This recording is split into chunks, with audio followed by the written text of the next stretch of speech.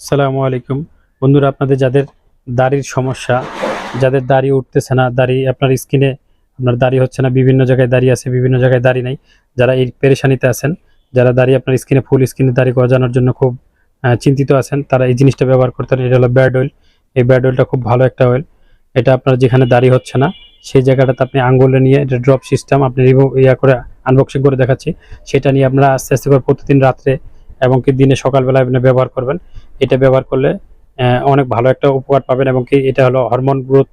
আপনার যে হরমোনের সমস্যা, সেই হরমোনটা আপনার জায়গায় তুলবে। এটা এটা আপনার আস্তে আস্তে আপনার এটা এখান থেকে আপনার দাড়ি গজাবে। এটা হরমোনের জন্য আপনার খুব ভালো একটা কাজ করে। এটা আনবক্সিং করে দেখাচ্ছি। এটা হলো ব্যাড অয়েল। এটা যাদের দাড়ি উঠতেছে না তারা দাড়ি ওঠার জন্য এই অয়েলটা ব্যবহার করতে পারেন।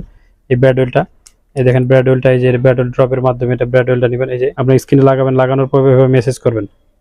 এটা মেসেজ করবেন। এটা খুব আঠালো, এই দেখেন এটা খুব আঠালো। এটা স্কিনে লাগাবেন এইভাবে, রাত্রে লাগাবেন, বেশিরভাগ রাত্রেবেলা ব্যবহার করলে এটা খুব ভালো কার্যকরী হয়। এটা ব্যাড অয়েল। যাদের দাড়ি হচ্ছে না, স্কিনে বিভিন্ন জায়গায় দাড়ি আছে, দেখা গেছে এই জায়গায় দাড়ি আছে, এই জায়গায় দাড়ি নাই, আবার এই জায়গায় দাড়ি নাই, এই জায়গায় দাড়ি আছে, এই যাদের এই সমস্যা, এটা হরমোনের কারণে হয়ে থাকে। আপনারা এই অয়েলটা ব্যবহার করতে পারেন। এই অয়েলটা ব্যবহার করলে আপনাদের ইনশাল্লাহ আশা করি যে ভালো একটা রেজাল্ট পাবেন আপনারা। অনেকেরই এটা শ্যুট করতেছে, যাদের শ্যুট করে তাদের ইনশাল্লাহ একটাতে হয়ে যায়। আপনারা একটা ব্যবহার করে দেখতে পারেন। যারা ব্যবহার করতে চান, নিতে চান, তারা আমাদের স্ক্রিনে দেওয়া নাম্বারের সাথে যোগাযোগ করবেন।